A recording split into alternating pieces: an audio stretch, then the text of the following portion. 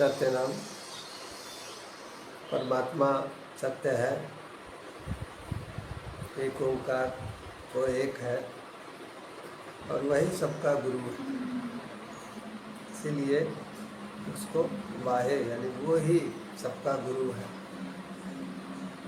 उस अनामय पुरुष दयाल की सब पे दया हो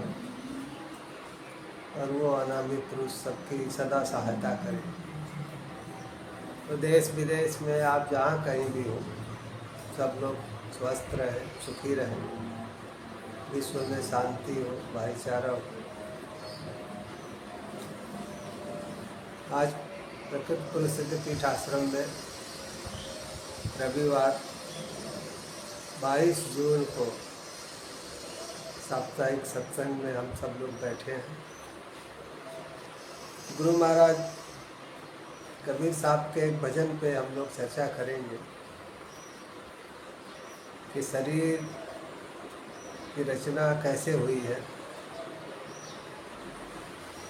और शरीर में क्या क्या चीज़ है,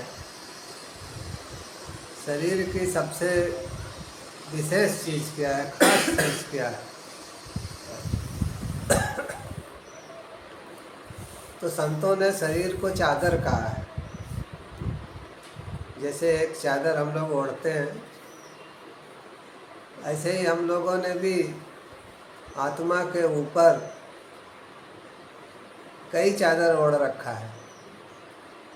अब कितनी चादरें हैं, कैसी हैं, सब पे विचार करेंगे। भजन है,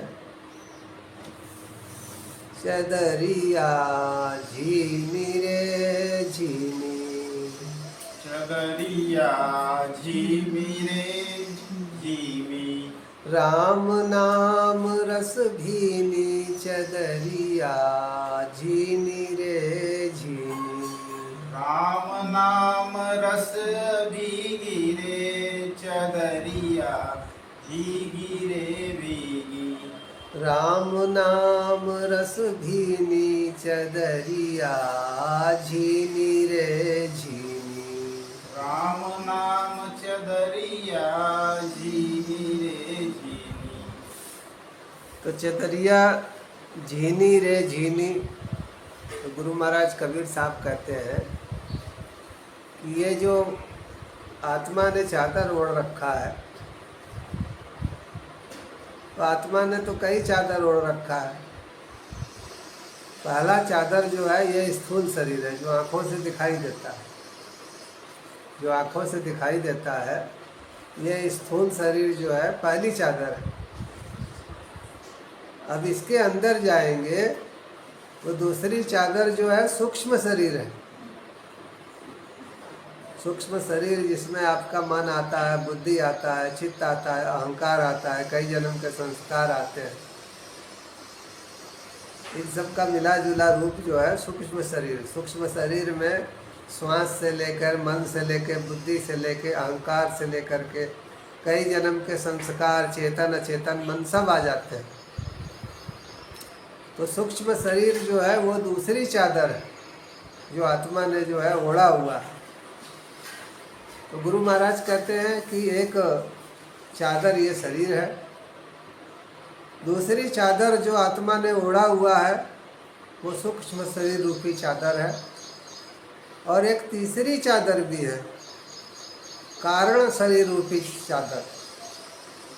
तो कारण मतलब आपके संसार में आने का कारण क्या है, क्यों संसार में आप आए। संसार में आने का हर एक का व्यक्ति का कोई ना कोई कारण है, चाहे वो प्रधानमंत्री हो, मुख्यमंत्री हो, कोई अधिकारी हो, कुछ भी हो, आप क्यों ना हो, या कुछ नहीं करता हो, उसके भी आने का कारण है।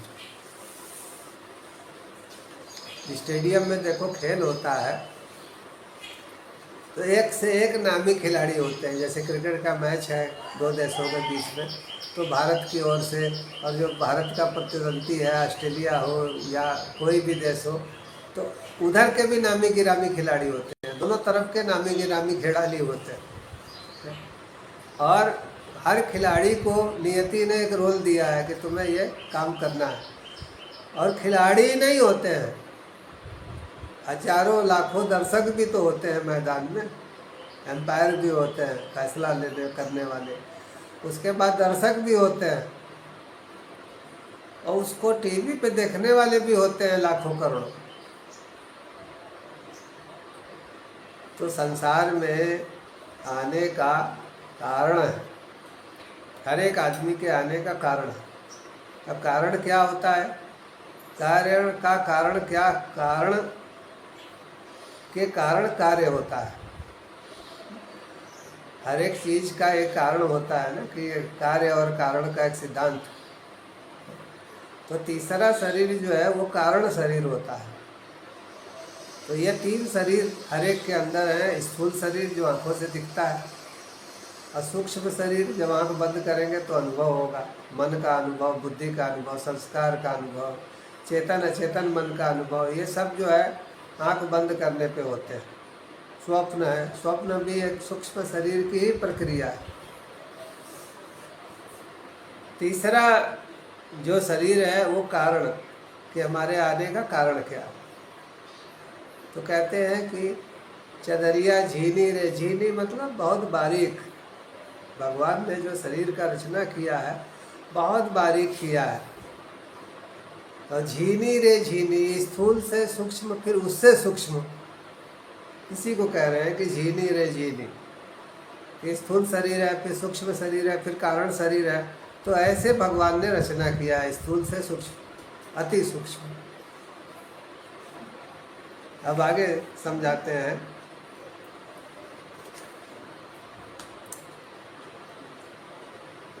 अष्टकमल का चरखा बनाया, अष्टकमल का चरखा बनाया, 5 तत्व की पूनी, 5 तत्व की पूरी, 9-10 मास बुनन को लागे, 9-10 मास बुनन को लागे, मूरख बैली कीनी, मूरख बैली कीनी, चदरिया झीनी रे झीनी। चदरिया झीनी रे झीनी। तो इस शरीर की रचना जो हुई है उसकी एक खासियत और बताते हैं कि राम नाम रस भीनी। इस शरीर के अंदर जो आत्मा है ये राम के रस में भीनी हुई है। यानी कि आत्मा जो है परमात्मा के साथ अटूट संबंध है, अभेद संबंध है। राम के रस में आत्मा जो है भीगी हुई है, लेकिन उसका ज्ञान तब होता है जब व्यक्ति आत्मा के साथ बैठना शुरू करता है। आत्मा के साथ बैठने का किसी के पास फुर्सत कहाँ है? संसार के साथ बैठने में ही उसका बेचारा टाइम कम पड़ रहा है। तो कह रहे हैं कि शरीर में 8 चक्र हैं, मूलाधार से लेकर के सहस्रार तक। और कह रहे हैं कि ये 8 कमल दल चरखे की तरह है, जैसे सूत काटने वाला चरखा होता है। और चरखे में एक पूनी रहता है जिसके ऊपर से धागा जो है लिपटाता है। तो कहते हैं कि ये 5 तत्व जो है, कहा गया है ना, क्षितिजल पावक गगन समीरा, 5 तत्व जो है। तो संक्षेप में सरल भाषा में आग है, पानी है, मिट्टी है, हवा है, आकाश है। तो कहते हैं कि 5 तत्व और ये शरीर के 8 चक्र, इनसे मिल करके चरखा जो है तैयार होता है, शरीर तैयार होता है। तो 8 चक्रों की रचना होती है और 5 तत्वों से मिल करके ये 8 चक्र जो है रचित होते हैं, बनते हैं। अब कह रहे हैं 9-10 मास बुनन को लागे। कह रहे हैं कि शरीर को तैयार होने में 9-10 महीने लग जाते हैं। अब कहते हैं कि मूर्ख मैली कीनी, कह रहे हैं कि शरीर के अंदर जो 9-10 महीने एक आत्मा काटती है, बहुत कष्टप्रद समय होता है। शरीर के अंदर जो है बहुत भीषण गर्मी होती है, और उस गर्मी में और उसी में मलमूत्र भी करता है बच्चा।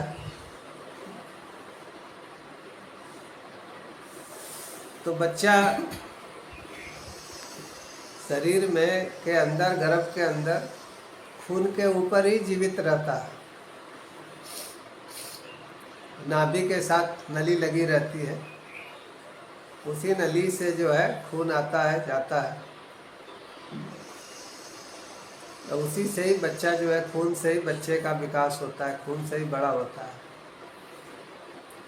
जब माँ बच्चे के ऊपर नाराज होती है तो कहती है ना, 9 महीने मेरा खून पिया है।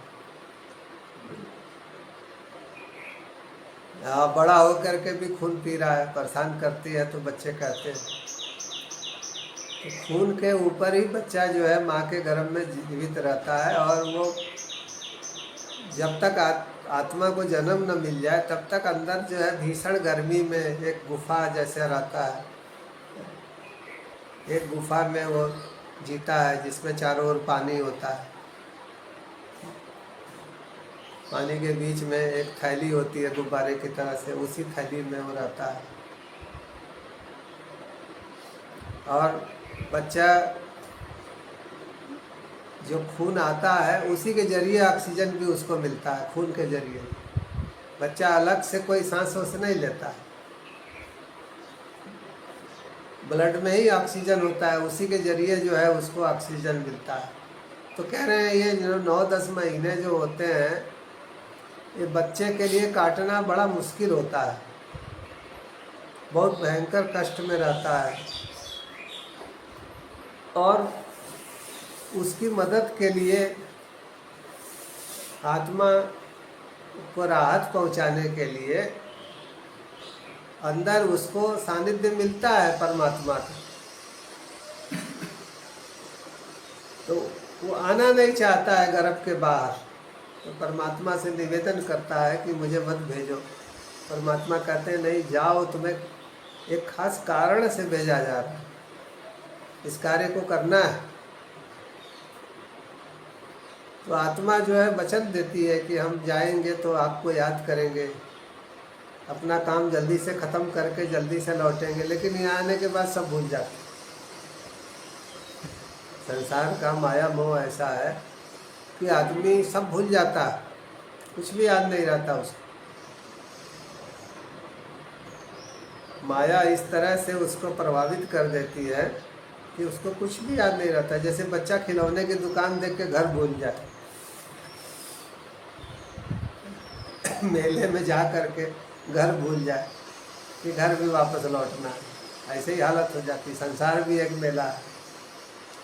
यहाँ पे आने के बाद मृत्यु हर एक की निश्चित है, चाहे वो प्रधानमंत्री हो, राष्ट्रपति हो, राजा हो, रंग हो, कोई भी क्यों ना है?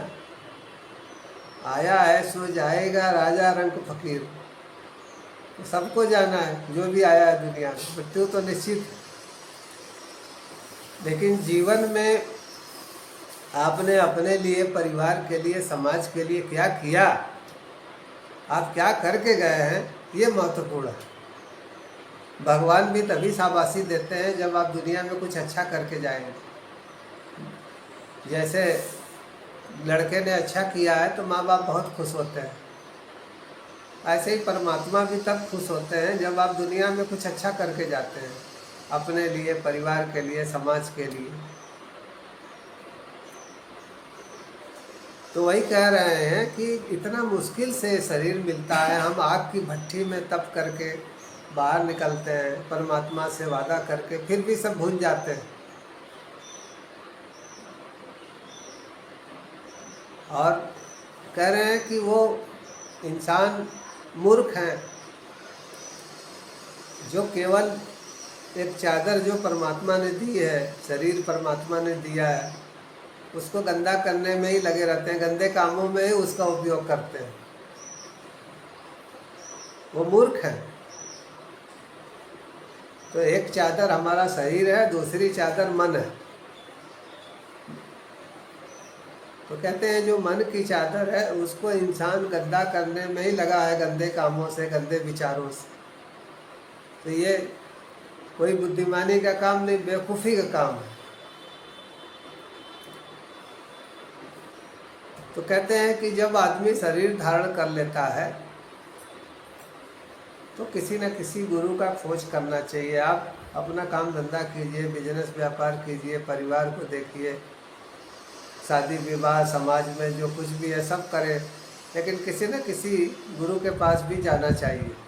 उसी को कह रहे हैं, जब मोरी चादर बन घर आई, जब मोरी चादर बन घर आई, रंग रेज को दीनी, रंग रेज को दीनी, ऐसा रंग रंगा रंग रे ने, ऐसा रंग रंगा रंग रेज ने, लालो लाल कर दीनी, लालो लाल कर दीनी, चदरिया झीनी रे झीनी, चदरिया झीनी रे झीनी, राम नाम रस भीनी, चदरिया झीनी रे झीनी। राम नाम रस भीनी, चदरिया झीनी रे झीनी। कह रहे हैं कि आत्मा जो है परमात्मा के साथ जुड़ी हुई है, तो राम के रस में भीनी हुई है, उसका एहसास नहीं है, आप खाली एहसास करना है। और कह रहे हैं कि ये जब मोरी चादर बन घर आई, यानी कि जब व्यक्ति जन्म लेता है, बड़ा होता है, तो स्कूल में पढ़ाई लिखाई करता है, लेकिन एक समय आता है कि जब किसी न किसी रंगरेज को दीनी, किसी न किसी संत रंगरेज मतलब संत महात्मा, किसी न किसी संत महात्मा के पास जो है वो जाता है। तो कह रहे हैं कि अगर एक अच्छा शिष्य है तो ऐसा रंग रंगा रंग ने लालो लाल कर दीनी। कह रहे हैं कि एक अच्छा शिष्य है, एक अच्छा गुरु है, तो वो बिल्कुल पूरा अपना अनुभव ही दे देता है। शिष्य जो है परमात्मा, गुरु परमात्मा का अनुभव ही नहीं कराते हैं, उसको परमात्मा के जैसा जो है बना देते हैं। तो लालो लाल कर दीनी, यानी कि परमात्मा की विभूतियों को वो समझ लेता है और परमात्मा जैसा ही हो जाता है। देखो मानस में कहा गया है ना कि ईश्वर अंश जीव अविनाशी, परमात्मा का अंश ही आत्मा है और आत्मा भी अविनाशी है, उसका भी विनाश नहीं है, जैसे परमात्मा का विनाश नहीं है। चेतन अमल सहज सुख राशि, परमात्मा चैतन्य है, आत्मा भी चैतन्य है, परमात्मा सहज है, आत्मा भी सहज है, और परमात्मा के अंदर भी असीम आनंद है, आत्मा के अंदर भी असीम आनंद है। लेकिन जब आत्मा के साथ बैठेंगे तभी उस आनंद का ज्ञान हो, उस आनंद का बोध हो।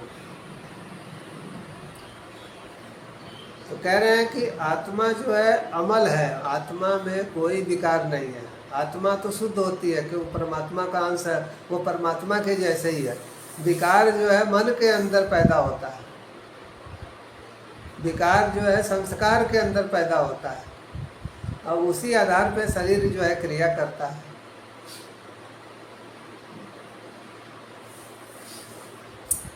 दोषी देखो संस्कार होते हैं, लेकिन भोगता शरीर है बेचारा, जैसे गेहूं के साथ घुन पिस जाता है। अब सोचो कोई पहलवान आदमी है, उसको किसी ने गाली दिया मुंह से, तो गाली तो मन और मुंह से दिया ना, लेकिन शरीर थुरा जाता है पहलवान के हाथ, पहलवान के हाथों जो है शरीर पिटा जाता है। तो गेहूं के साथ जो है वो घुन, कहा गया है ना कि जीभ जो है दांतों के बीच में रहती है, चारों ओर दांत है, बीच में जीभ रहती है, लेकिन जीभ को बोलने से पहले 100 बार सोचना रहता है कि ऐसा ना हो कि कुछ उल्टा बोले, कोई पहलवान दांतें तोड़ दे। तो वही बात कही गई है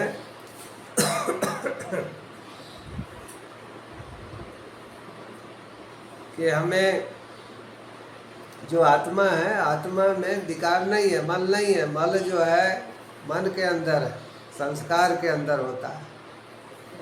संस्कार मतलब कई जन्म का जो आपने बोझा इकट्ठा किया है, आदत है कई जन्म का, जैसे दारू पीने की आदत, जुआ खेलने की आदत, ये कई जन्म की होती है, कोई एक जन्म की नहीं होती। स्वरूप बदलता रहता है।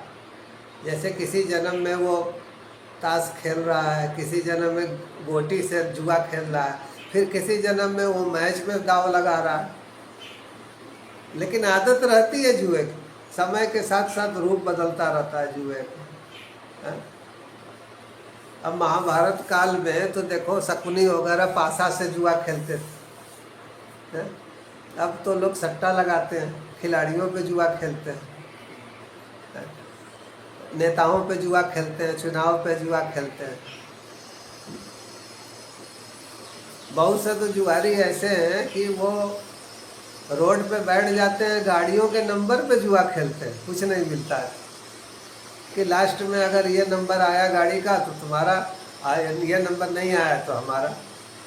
तो खेलने वाले ऐसे भी हैं। तो कह रहे हैं कि कोई ना कोई संत महात्मा के पास जाना चाहिए, वही जो है इस परमात्मा को ये एहसास दिला देंगे, इस आत्मा को, कि परमात्मा के साथ जुड़ी हुई है। परमात्मा का आनंद क्या होता है, ये आत्मा को तभी ज्ञात होता है जब किसी संत के सानिध्य में रहती है। परिवार के साथ है, समाज के साथ है, माया मोह के साथ है, तो उसी का ही ज्ञान होगा। आत्मा परमात्मा का जो रिश्ता है वो तभी समझ में आएगा जब किसी गुरु के पास गए।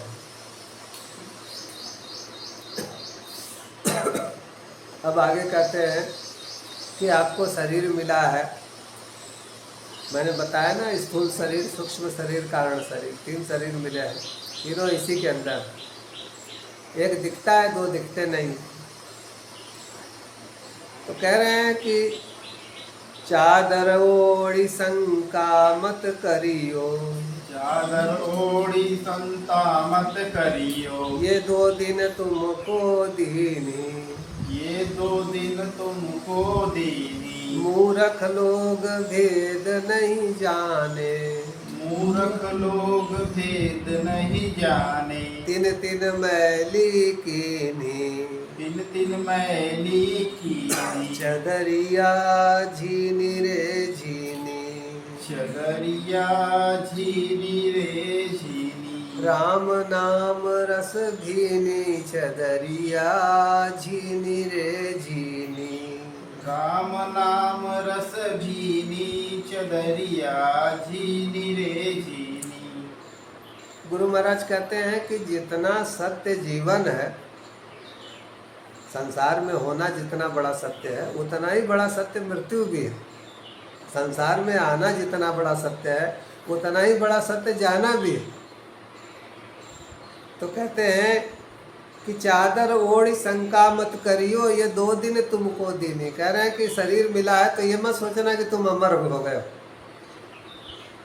ये कुछ दिनों के लिए आपको मिला है, 60 साल, 70 साल, 80 साल, 100 साल, 120 साल। तो आपको एक समय अवधि के लिए ये शरीर मिला है। कहते हैं कि मूर्ख लोग भेद नहीं जाने। कह रहे हैं कि जो मूर्ख आदमी है, पैसा रुपया है, सुख सुविधा है, तो अहंकार में डूबा रहता है कि मैं तो भगवान हूँ, अब किसी भगवान की ज़रूरत नहीं है। और तो उसको ऐसा लगता है मैं अमर हो गया हूँ। जैसे रावण था, हिरण्यकश्यप था, तो वो क्या सोचते थे कि हमने इतना संसार की चीज़ें इकट्ठा कर लिया, वैभव इकट्ठा कर लिया, तो हम तो अमर हो गए, कभी मरेंगे ही नहीं। लेकिन उन्हें भी एक दिन मरना पड़ा। तो कहते हैं कि मूर्ख लोग ये नहीं समझ पाते हैं कि शरीर जो है कुछ समय के लिए मिला है, और शरीर मिला है तो आपको एक दिन छोड़ना भी है उसको। तो कह रहे हैं कि मन को अच्छा करने में, किसी संत महात्मा के सानिध्य में जाओ, सेवा करो, सत्संग में करो, भंडारे में भाग लो, सेवा करो, तो जो हो सके तन मन धन से अपनी सेवा करो। तो इससे होता क्या है कि मन की शुद्धि होती है धीरे धीरे। देखो भगवान कहते हैं कि अभ्यास और वैराग्य, यही दो चीज़ें हैं जो आत्मा को परमात्मा से जोड़ती हैं। तो अभ्यास क्या करना है? गुरु ने जो दीक्षा दिया है उसका अभ्यास करना है। और वैराग्य कैसे पैदा होता है? तो वैराग्य सेवा से पैदा होता है। जब आप सेवा करते हैं तो आपके अंदर जो है वैराग्य पैदा होता है। देखो किसी को कंधे पे रख करके लोग ले जाते हैं, राम नाम सत्य है, तो जितनी देर तक ठुकते हैं, घाट पे रखते हैं, वैराग्य आ जाता है ना कि क्या जीवन है, आज वो जल रहा है, कल को हमें भी ऐसे ही कोई उठा के लाएगा। वैराग्य कुछ ही देर का है लेकिन आता तो है ना। तो सेवा से वैराग्य आता है। इसी तरह से जब किसी संत महात्मा के पास जाते हैं और वहाँ सेवा करते हैं, सत्संग में, आश्रम में, भंडारे पे, जो कुछ भी करते हैं, चाहे तन से, मन से, धन से, किसी भी रूप में, तो आपके मन की शुद्धि होती है। आपके आत्मा के ऊपर के पर्दे हटते हैं, जो चादरें हैं ये हटना शुरू होती है। कोई चीज़ ढकी है तो कैसे, दुल्हन ने मुंह ढका है तो कैसे दिखाई देगा? ऐसे ही आत्मा ने भी अपना मुंह ढका हुआ है। एक चादर शरीर है, दूसरा मन है। अब ये दो चादरें हटाओ तब ना आत्मा को देखोगे कि कैसी है, किस रूप में है। अंत में गुरु महाराज कहते हैं,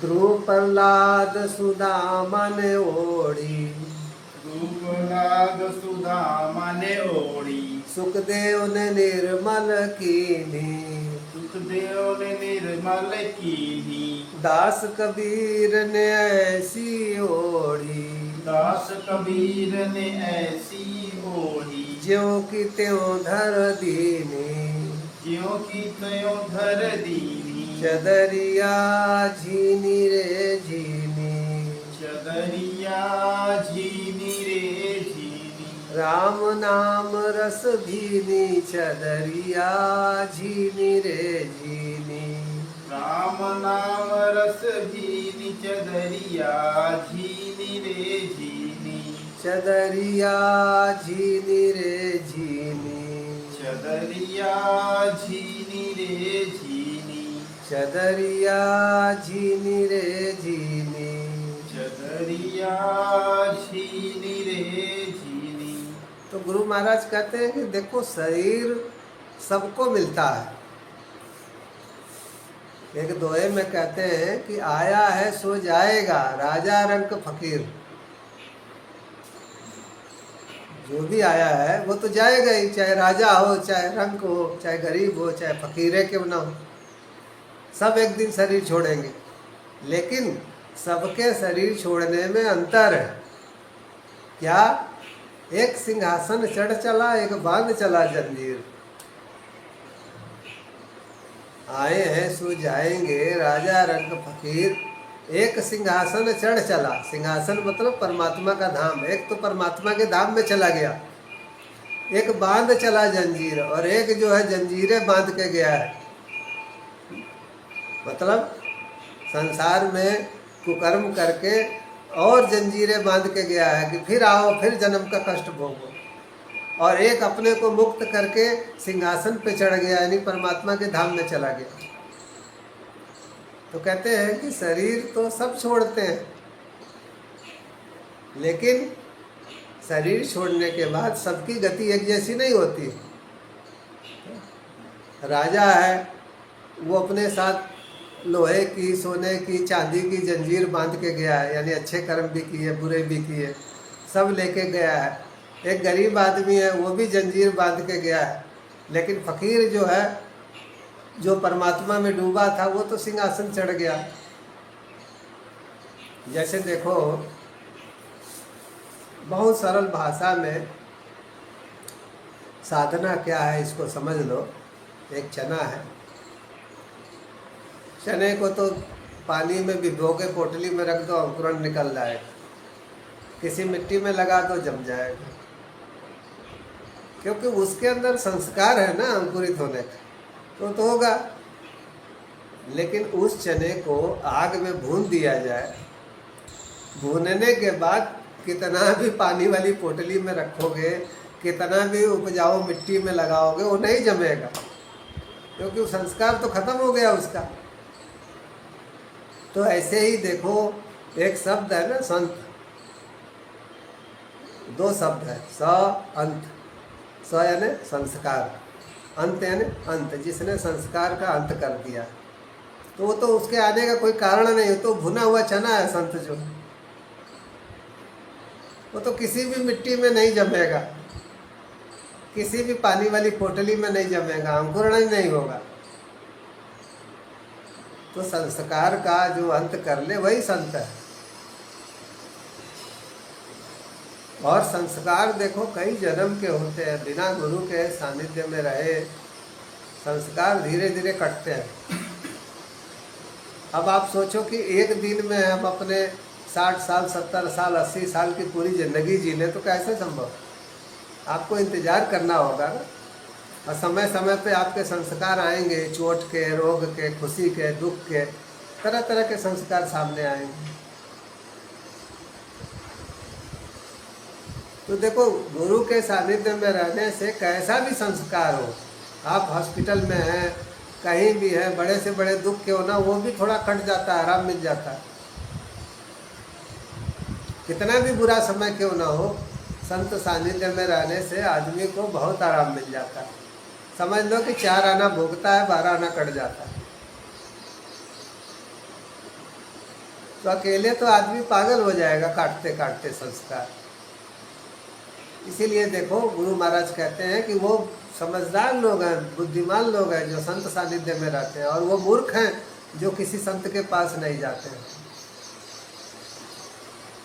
तो कह रहे हैं कि देखो, शरीर ध्रुव ने भी लिया, प्रहलाद ने लिया, सुदामा ने लिया, सुखदेव महाराज ने लिया, सबने तपस्या किया, अपने मन को निर्मल किया और मोक्ष को प्राप्त किया। अब कह रहे हैं कि दास कबीर ने ऐसी ओढ़ी ज्यों की त्यों धर दीनी। कह रहे हैं कि हमने शरीर धारण हमने भी किया, लेकिन इस शरीर को, मन को अच्छे कामों में लगाया। हमने कोई न गलत काम किया, न गलत विचार किया। मन से, वाणी से, कर्म से, कबीर साहब कहते हैं हमने कोई गलत काम नहीं किया। भाई आदमी या तो मन से गलत काम करेगा, या तो मुंह से गलत बोलेगा, है? या तो हाथ पैरों से गलत काम करेगा। तो कहते हैं हमने मन से, मनसा वाचा कर्मणा, हमने मन से, वचन से, वाणी से, कर्म से कोई गंदा काम नहीं किया, कोई हमने बुरा काम नहीं किया, किसी का ना बुरा सोचा ना बुरा किया। तो शरीर जैसे धारण किया था वैसे ही छोड़ दिया हमने, और अपने निर्मल मन के साथ मुक्त हो गए। कबीर साहब कहते हैं कि आदमी कुछ न करे, कह रहे हैं कि भगवान को खोजने मत जाओ। भगवान को खोजने के लिए मंदिर में, मस्जिद में, दुनिया में, यहाँ वहाँ, तीर्थों में, यहाँ वहाँ मत भटको। तो करना क्या है? तो कहते हैं किसी संत महात्मा के सानिध्य में जाओ और अपने मन को साफ करने की कोशिश करो, चेतन अचेतन मन को निर्मल करने की कोशिश करो। देखो, चेतन मन तो मालूम है आपको मेरे मन में क्या है, अचेतन मन कई जन्म के संस्कार हैं, वो आपको नहीं पता, वो समय समय पे आते हैं, बाहर निकलते हैं। अचेतन मन भी आपके अंदर है, वहीं से वो समय आने पे बाहर आ जाएगा चेतन में, फिर वो क्रिया में दिखाई देगा, चाहे रोग का हो, चोट का हो, कुछ भी हो, अच्छा हो बुरा हो। तो कह रहे हैं केवल संतों के सानिध्य में रहिए, अपने मन को साफ करते जाइए, तो होगा क्या परिणाम? कबीरा मन निर्मल भया जैसे गंगा नीर। कबीरा मन निर्मल भया जैसे गंगा नीर, पाछे पाछे हरि फिरे कहत कबीर कबीर। पाछे पाछे हरि फिरे कहत कबीर कबीर। कह रहे भगवान को खोजो मत, उनको खुद तलाश करने दो। और तुम्हारी तलाश तभी करेंगे जब अपने मन को निर्मल कर लोगे, तो भगवान तुम्हें ढूंढेंगे, फिर भगवान को आपको नहीं ढूंढना पड़ेगा।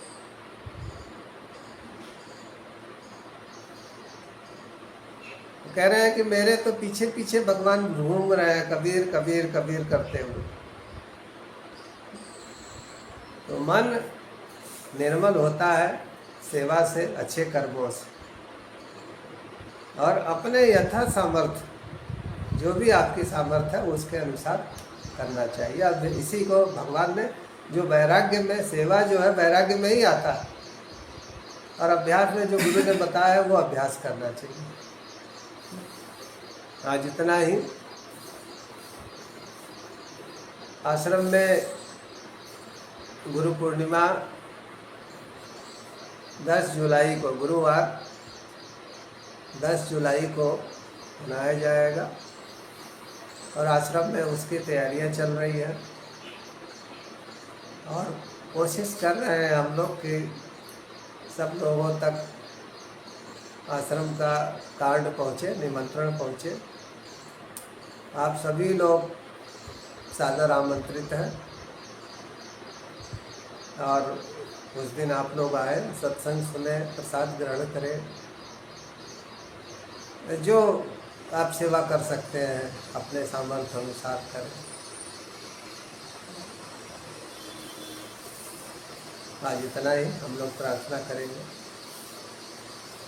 ब्रह्मानंदम ब्रह्मानंदम परम सुखदम परम सुखदम केवलम ज्ञानमूर्तिम केवलम ज्ञानमूर्तिम द्वंद्वातीतम द्वंद्वातीतम गगन सदृशम गगनसदृशं तत्त्वमस्यादिलक्षणम तत्त्वमस्यादिलक्षणम् एकम नित्यम एकं नित्यं विमलमचलम विमलमचलं सर्वधी साक्षिभूतम सर्वदी साक्षीभूतं भावातीतम भावातीतं त्रिगुणरहितम त्रिगुणरहितं सद्गुरु त्वं नमामि, सद्गुरु त्वं नमामि सद्गुरु त्वं नमामि। सद्गुरु त्वं नमामि। मानुष भजले गुरु चरणम, मानुष भजले गुरु चरणम मानुष भजले गुरु चरणम, मानुष भजले गुरु चरणम दुस्तर भव सागर तरणम, दुस्तर भव सागर तरणम दुस्तर भव सागर तरणम, दुस्तर भव सागर तरणम मानुष भजले गुरु चरणम, मानुष भजले गुरु चरणम मानुष भजले गुरु चरणम, मानुष भजले गुरु चरणम भव बाधा भव बंधन हरणम, भव बाधा भव बंधन हरणम भव बाधा भव बंधन हरणम, भव बाधा भव बंधन हरणम मानुष भजले गुरु चरणम, मानुष भजले गुरु चरणम मानुष भजले गुरु चरणम, मानुष भजले गुरु चरणम अशरण को प्रभु ले शरणम, अशरण को प्रभु ले शरणम अशरण को प्रभु ले शरणम, अशरण को प्रभु ले शरणम मानुष भजले गुरु चरणम, मानुष भजले गुरु चरणम मानुष भजले गुरु चरणम। मानुष भजले गुरु चरणम। एक ओंकार सत्यनाम वाहेगुरु। अनादि पुरुष दयाल की दया, अनादि पुरुष सदा सहाय। उस परमात्मा की दया आप सब पे हो, पूरे भारत में, देश विदेश में, जहाँ कहीं भी हो आप स्वस्थ रहें, सुखी रहें, पूरे विश्व में शांति सद्भाव हो। अंत में एक चीज़ सबसे कहेंगे कि आने वाले जो 6-7 साल के समय है, संघर्षमय विषम, उसको ध्यान में रखते हुए सब लोगों को आध्यात्मिक होना चाहिए। और आध्यात्मिक होने के लिए आपको कहीं बाहर जाने की ज़रूरत नहीं है, अपने भीतर जाने की ज़रूरत है। तो संतों के बताए अनुसार आप अपने भीतर अभ्यास कीजिए और जो भी हो सके परिवार की, समाज की सेवा कीजिए। आने वाले समय में आदमी ही आदमी के काम आएगा। बहुतों के पास पैसा होगा लेकिन आदमी नहीं होगा। इसीलिए आप सब लोग एक दूसरे से भाईचारा रखें, अच्छे संबंध रखें, इंसान को इंसान की नज़र से देखें और अपने भीतर इंसानियत की भावना रखें कि सबके सुख दुख एक जैसे हैं।